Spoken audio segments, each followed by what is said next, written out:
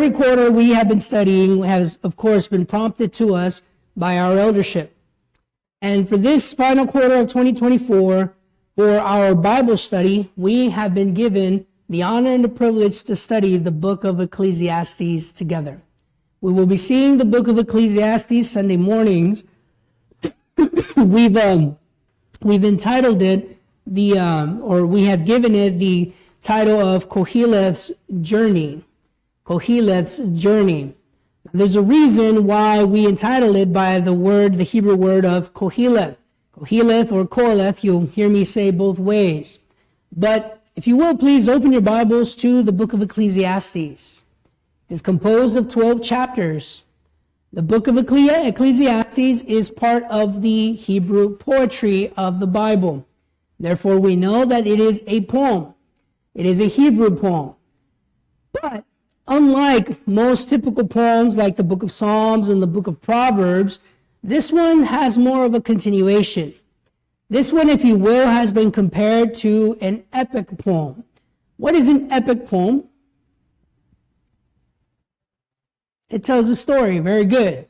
It is a poem, right, that tells a story. For example, the book of Job. The book of Job is considered by many experts in literature as an epic poem, because the book of Job is also a Hebrew poetry. But it tells a story. It tells a story about a man from Uz, right? It tells a story about a man who was perfect and upright in the eyes of God. And it talks about how this man was able to protect and defend his integrity no matter what situation he found himself in. Does not make Job perfect. We see some flaws in Job throughout the story. But again, notice what we've used. It is a story. Well, the book of Ecclesiastes, or the Koheleth, and we'll get into that word in a few minutes, is very similar to the book of Job, with the difference that here the writer himself, the inspired writer himself, is going on a journey, if you will. Now, it's important to notice this because the book of Ecclesiastes, there is much dispute between who the writer is. Most of the biblical scholars agree that this book very likely was indeed written by King Solomon himself. You will go to Ecclesiastes 1 verse 1, and if someone else can read Ecclesiastes 1 verse 16.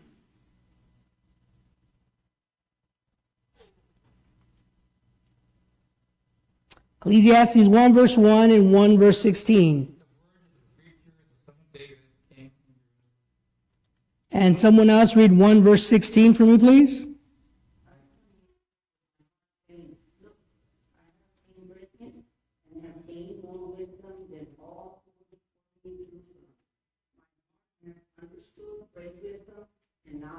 Thank you. So notice the internal evidence that points to King Solomon very likely being the writer, the inspired amanuensis of this book. We see a similarity with Proverbs 1:1, don't we? Go with me to Proverbs 1:1.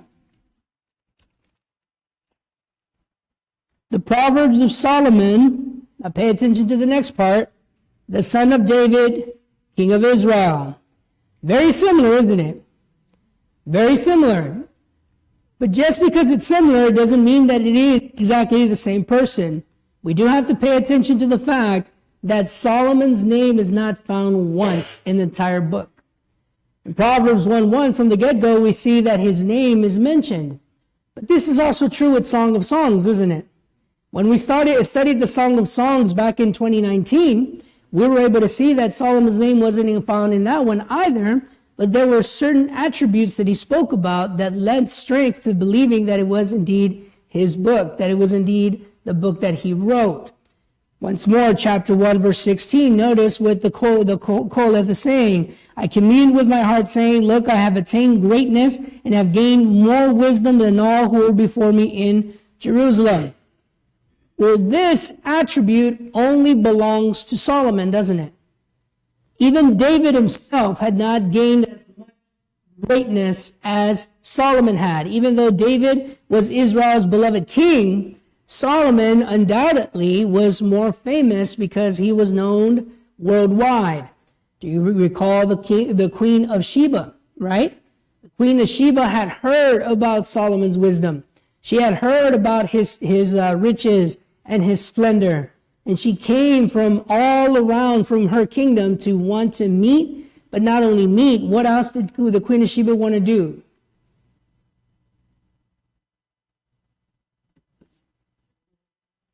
She wanted his wisdom.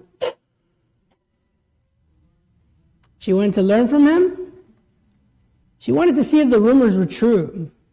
Now, I want you to remember that, because during our sermons, and I'm going to give you a bit of a preview, we're going to be seeing from the life of Solomon, and the Queen of Sheba is going to be one of my favorite studies because of how she approaches the rumors, right? She wanted to make sure that what she had heard about this man was indeed true. She didn't just go based on what she heard. She actually went herself all the way to Jerusalem to test and inquire Solomon with hard sayings. So Solomon indeed had achieved a greatness that even his father had not achieved. He had surpassed his father when it came to wisdom, didn't he? And we know how his story begins. We all know 1 Kings chapter 3, right? Where Solomon prays for wisdom. And again, these are snippets that we'll be seeing in our sermons throughout the series. But what we're seeing here is that here, this attribute, this statement being mentioned here in chapter 1, verse 16, gives us strength to believe that it was Solomon who indeed wrote this book.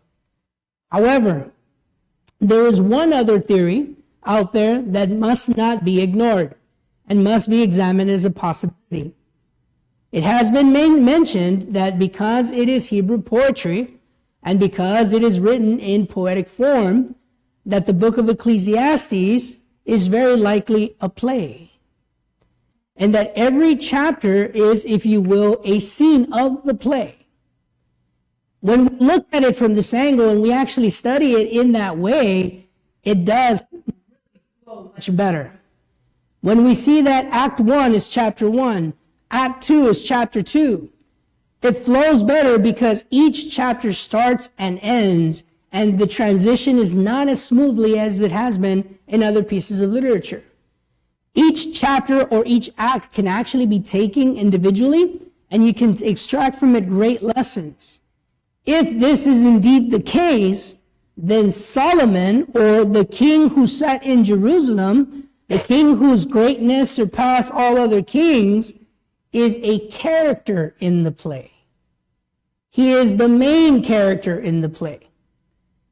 Why is this important? Because Ecclesiastes stands out from the rest of Hebrew poetry that it is one long monologue.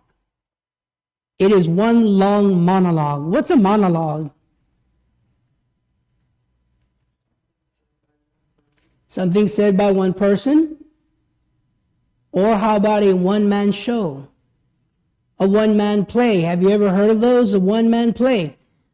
A play where basically it's just literally one man who is talking throughout the whole show, and as he is talking, he is telling the story, but not only is he telling a story, he's actually playing the part of the entire story. And it would not be uncommon in literature, especially as poetic and poetry, where perhaps if it were Solomon who wrote it, very likely Solomon also is writing himself as a character, and he is seeing his life from his perspective, right? He is going back to how he lived his life, and he's making this stream of consciousness, or walking through this journey of his life, evaluating and learning what he lived and what he was able to gain from his life. If this is the case, right? It is said, right?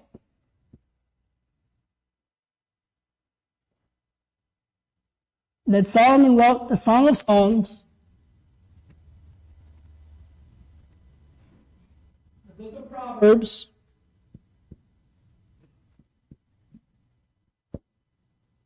and the book of Ecclesiastes. If indeed Solomon is the inspired amanuensis, well, we know from the book of Song of Songs that this is the book that he wrote in his youth. This is the book, Proverbs is the book that he wrote as an adult, being a father, and therefore the book of Ecclesiastes would be Solomon's book in his old age. He's looking back from when he was young up to this point, if Solomon is indeed the writer. Now, again, there are strong indications that yes, Solomon is the writer, but we cannot say for sure. You know, this is kind of like the Hebrews letter. There are some of our among the brotherhood that are very sure that Paul wrote the letter written to the Hebrews. But we don't have enough evidence to say for sure.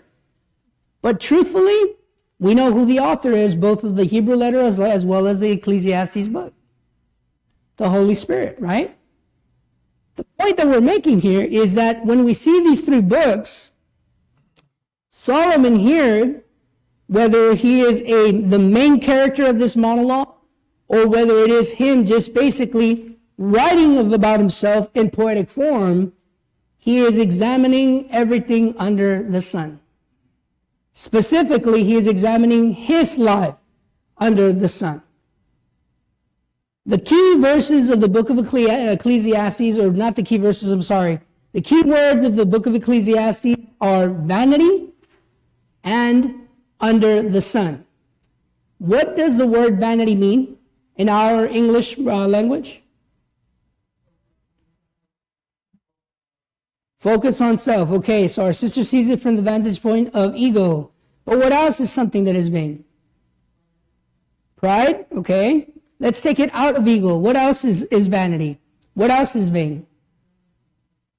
Doing something. Okay. What about objects? Can objects be vain?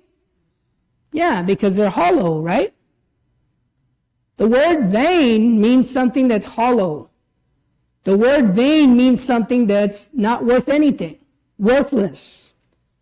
The word vain is basically something that has no strength. It crumbles under pressure. That's in our English vernacular.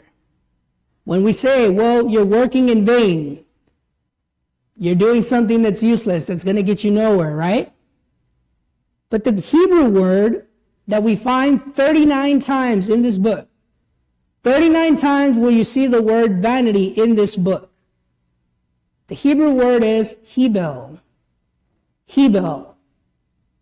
Hebel is referring to our breath. It is referring to something that is frail. It is referring to something that is momentary. Pay attention to verse 2. Vanity of vanities, says the preacher. Vanity of vanities, all is vanity. You see, the mistake that we start by making is that he is saying that life is useless, that life is proud and prideful. But that's not what Solomon is saying.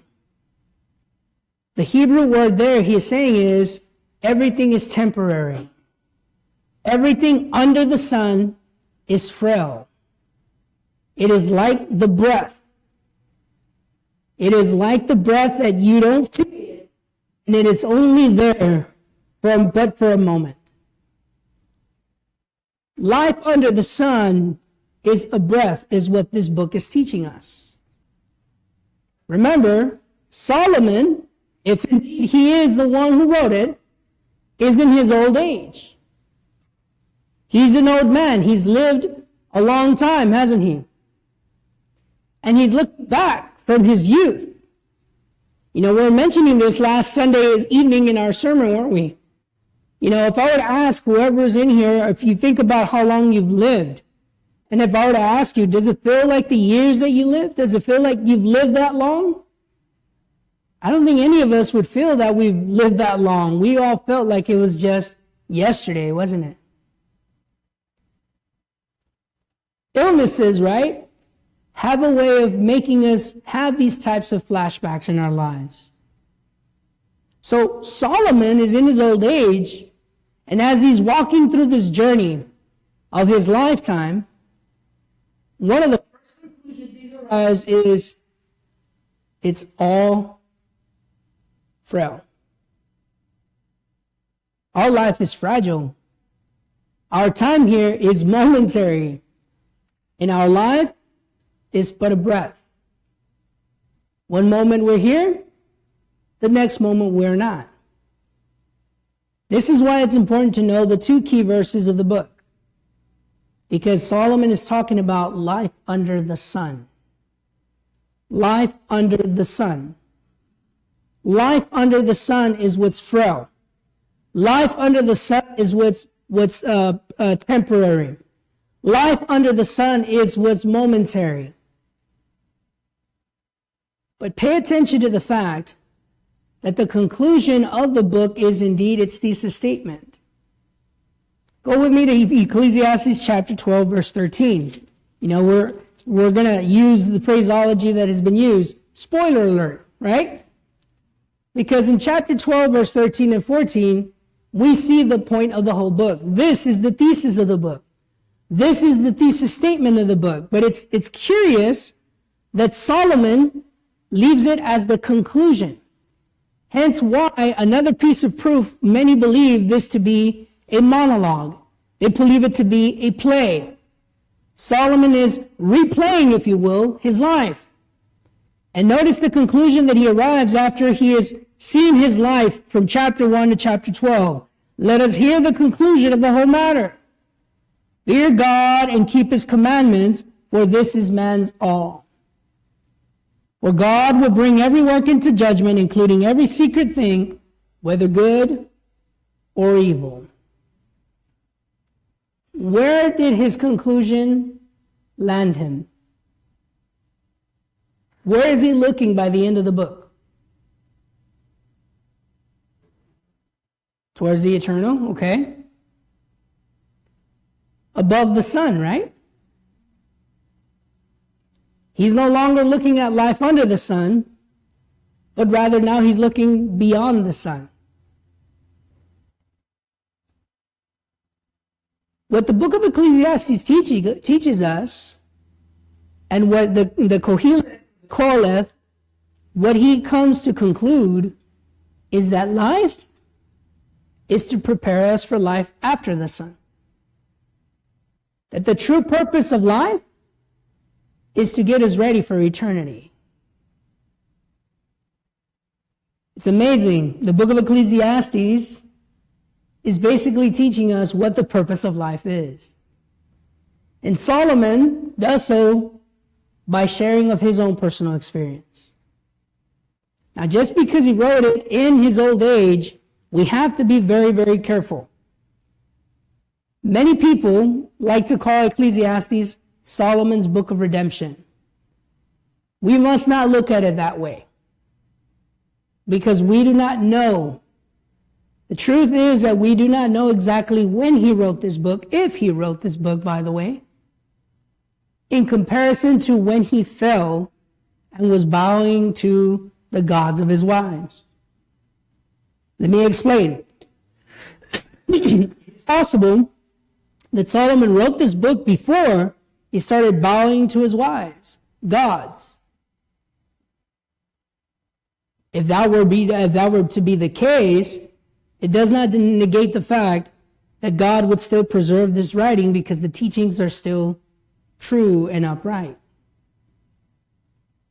Remember that God used Balaam. Balaam was not a righteous man. Balaam was not a holy man. And yet Balaam spoke truth, didn't he? God inspired Balaam. And Balaam spoke truth regarding God's will, even though he himself was not a godly man. Look at Gamaliel. Again, another one of the stories that we may always often, because we love an underdog story, we believe that Gamaliel was a Christian after he spoke what he said in Acts chapter 5. We don't know. The Bible doesn't indicate whether Gamaliel obeyed the gospel or not. And quite frankly, we have to be careful that we're not reading Acts chapter 5, Gamaliel's words, to be as in support of Christianity. Gamaliel was simply stating a fact, but he wasn't necessarily being a friend to Christians. We have to be careful, brethren. This is what we mean by taking our feelings out of the Bible. Believe me, who would not want Solomon to have been redeemed by the end of his story? The wisest men to ever live during that time, the wisest king to ever rule Israel. And for his story to end on a question mark. Well, that has wisdom in and of itself, doesn't it? It's not our place to know whether Solomon was saved or not. That belongs to the judge himself. But as we've been assigned during this quarter, it is worth noting that we need to be careful that our life does not end with a question mark. Just because we've been granted wisdom does not guarantee that we will obtain salvation. There's a warning in that. In the book of Ecclesiastes, Solomon arrives at the conclusion what man's integrity is, what makes man whole. You see, because the book of Ecclesiastes is a man's journey of self-reflection, well then one must ask the question, what is he searching for? What is the Koheleth or the Koheleth searching for? Well, he sets the tone from verse 1, doesn't he? And verse 2. If he has arrived that vanity of vanities, all is vanity, well, this shows us that he's searching for something that is substantial. He is searching for something that is permanent. He is searching for something that is everlasting. He's searching the same thing that the modern philosophers are searching, aren't they? Eternal joy, happiness. He's looking for something that will make him feel whole again. And it's amazing how he begins his monologue. He starts by telling us his findings before he even starts taking us through them. Let me begin by telling you that everything that I did, everything that I tried, everything that I explored, everything ended the same way. I was still empty by the end of it. Yeah, I enjoyed it in the moment, but when the moment passed, I was right back to where I'd begun. Unhappy, dissatisfied, hollow. In every one of these areas that we're going to see, Solomon takes us through his journey of trying to find eternal joy and eternal glory. Some of the first lessons that we're going to learn in this book is that you will not find permanent joy in riches, wisdom, pleasure, or legacy. These are the first two chapters of the book. Solomon was the richest king Israel ever had. For 40 years, Israel enjoyed prosperity. Prosperity like no other king before him or other king after him had ever enjoyed. Solomon had everything that he wanted under the sun. You'll read that in chapter 2. There was nothing that my eye did not behold, that I did not crave, that I did not have. And this too is vanity. You see that in knowledge, Solomon talks about that he knew everything, right? He knew the plants and botany. He knew about animals. He knew about human nature. And guess what was his conclusion there? Even with all the knowledge, he says it was a vexation of spirit. Solomon made great structures. He left a legacy like none other.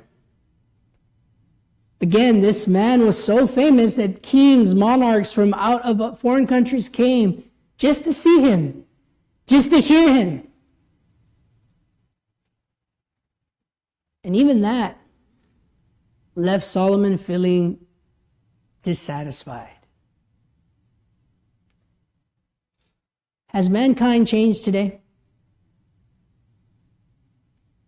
What does man look for in this life? even still today. In what does man think he can find his joy, even still today? Riches, right? Fame. I'm sorry? Things or pleasure, right? Legacy. Acknowledgement, self-worthiness, which would be fame, right?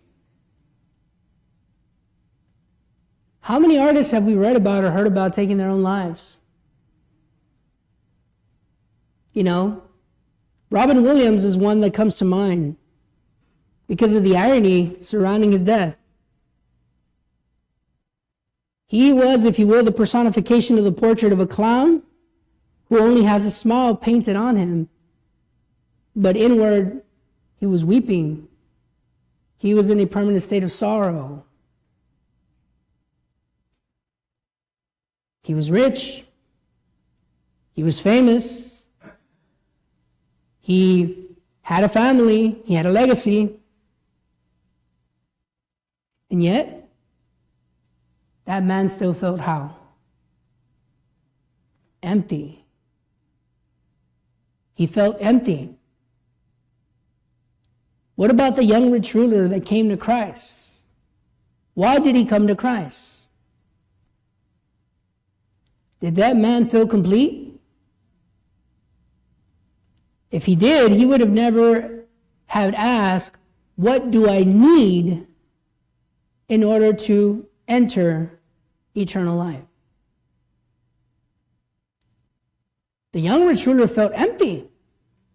He felt that he was still missing something. He felt that there was still something that he needed to do to fill in that void that was in his heart, meaning his mind, right? Turns out that what he was missing was agape, right? Love. Love for his neighbor as himself and love for God. In Ecclesiastes 12, 13, and 14, notice the conclusion of the whole matter. After exploring everything, says Solomon, after having lived a life envied by all, a man who had it all, quite literally under the sun, women, fame, riches, houses, history making, right? How many centuries have passed and we still speak about the name of Solomon? What a great name that he is the one that we immediately associate with wisdom. How sad that his name is tarnished by the fact that we also associate it with folly.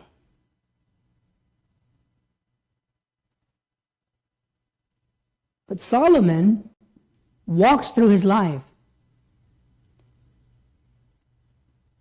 And by using this monologue, he tells us, trust me, you're hearing it from a man who had it all, who tried it all, and searched everywhere under the sun.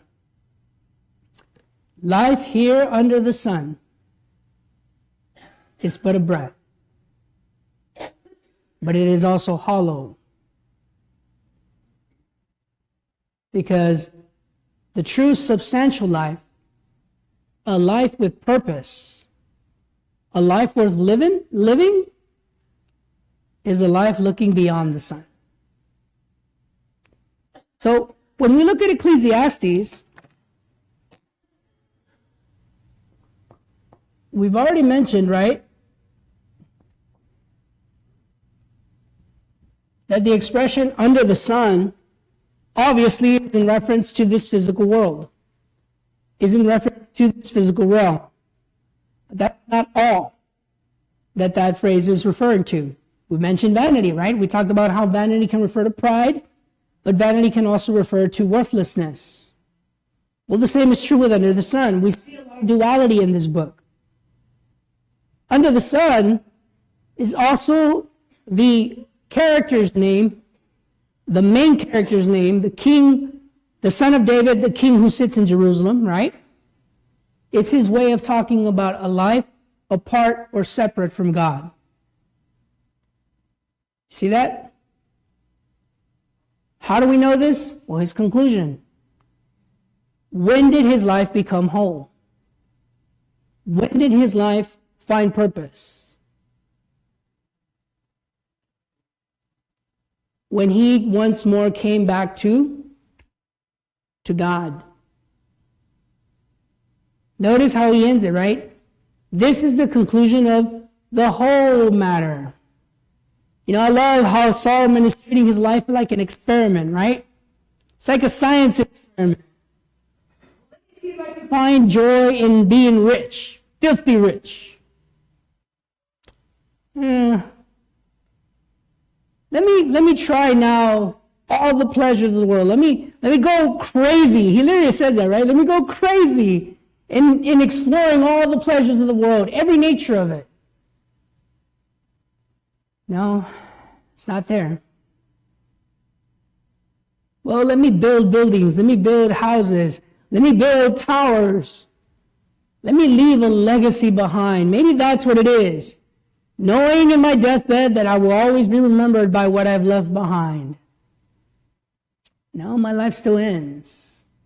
I'm not going to know what they're going to say. I don't even know how they're going to remember me. Every single thing that Solomon tried, he always reached the same conclusion. The only thing that finally made him whole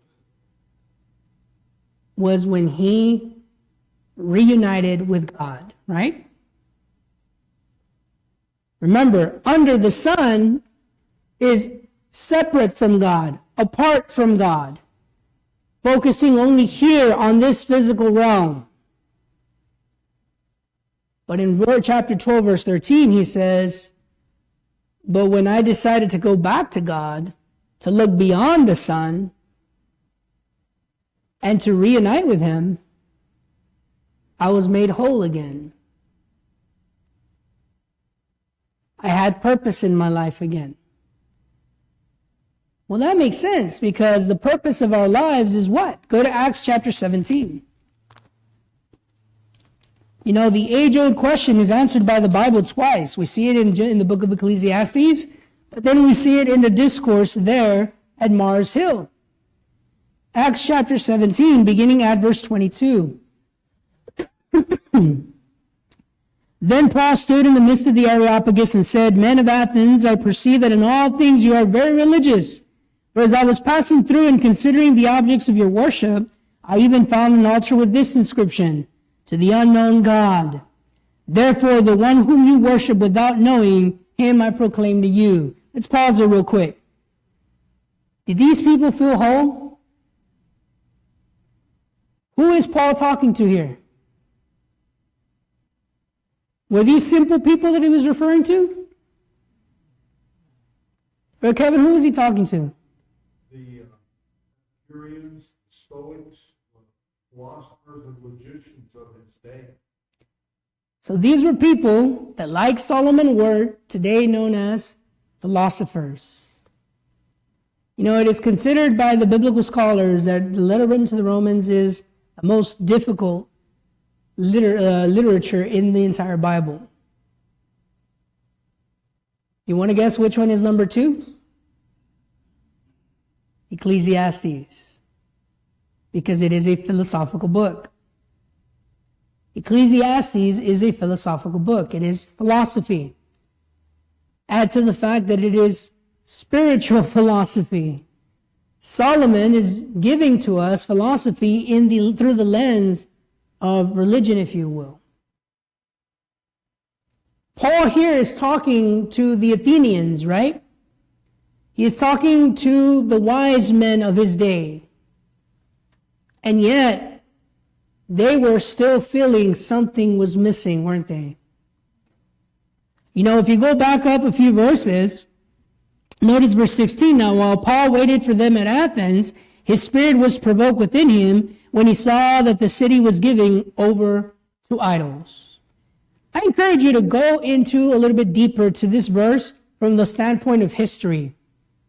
You know, I read somewhere that there's a writing that says that during that time, there was a saying that was said about Athens.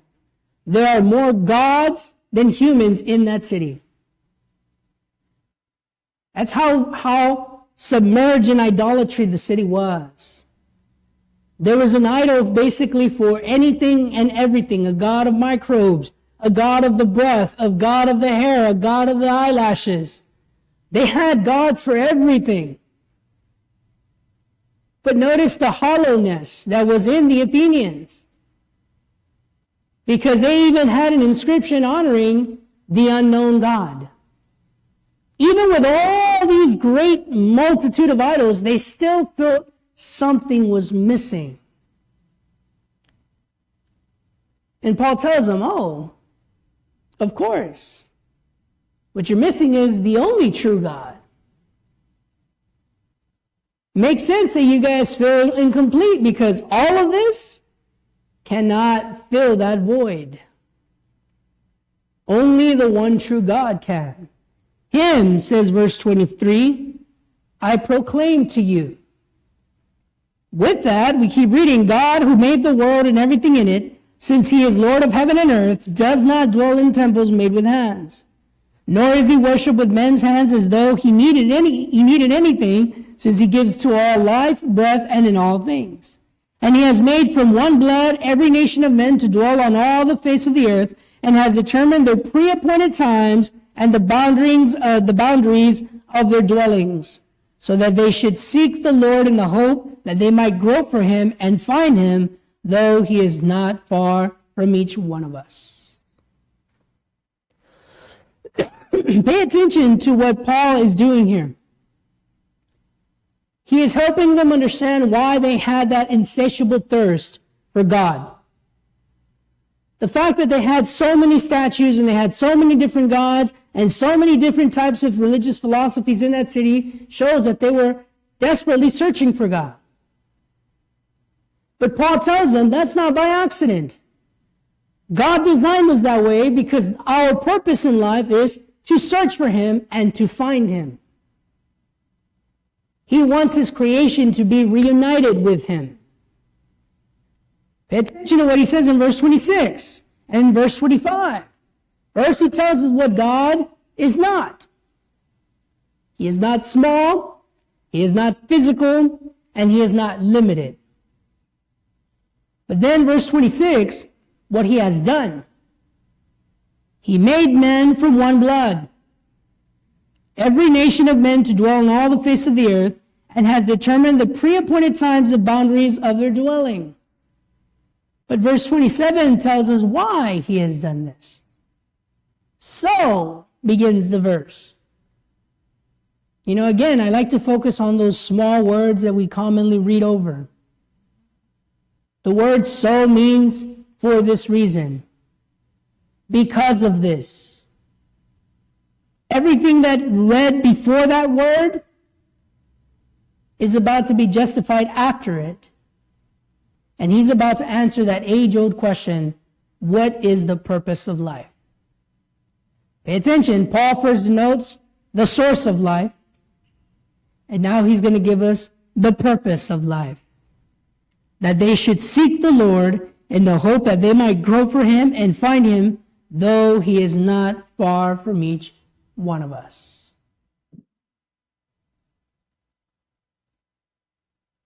When God created man in his image and in his likeness. We always talk about how, but we need to talk a little bit more of why. Why did God create man in his image and in his likeness? Well, Paul is answering the question so that we can search for him. You know, it's amazing that the Bible shows us that when Adam was looking at the animals and he was naming them, he did not find one comparable to him among them all. Well, God created man in his image and his likeness, meaning he made man comparable to him, not in nature, but in ability to reason. For what reason? For what purpose? The same reason that God created Eve. It is not good for man to be alone. Man was created to fellowship with God. Think about what's going to happen if we die faithfully in this world and when this world ends. Where are we going to be if we are faithful unto death? In fellowship with God. We're going to find him. And we're going to remain with him. Solomon, in the book of Ecclesiastes, or the Koheleth, reaches this conclusion. And he understands, by looking back at a life that was lived in vain, by looking at a life that did not give him any reward that he could enjoy permanently, a life that just as quickly as he gained, he just quickly lost. You characterize Solomon's life as an experiment, taking a hypothesis, testing it to come up with a conclusion. I also think the Bible teaches us that life is a test whereby you are given an examination and seeing whether you are worthy pass the test. God says, he will send his angels into the kingdom to gather out all things that offend. Those that have passed the test receive the reward. So I think, at least in my opinion, they're parallel in a way. Mm-hmm. And truthfully, and very quickly, because we got to end, truthfully, that's what we're going to learn in the book of Ecclesiastes. We're going to learn how to self-examine. We're going to learn how to self-examine because we must do what Solomon did. We must be able to examine our lives and see if indeed we have been able to achieve that permanent joy because we have walked with God as Enoch walked with God. Thank you for your attention. May God bless each and every one of you.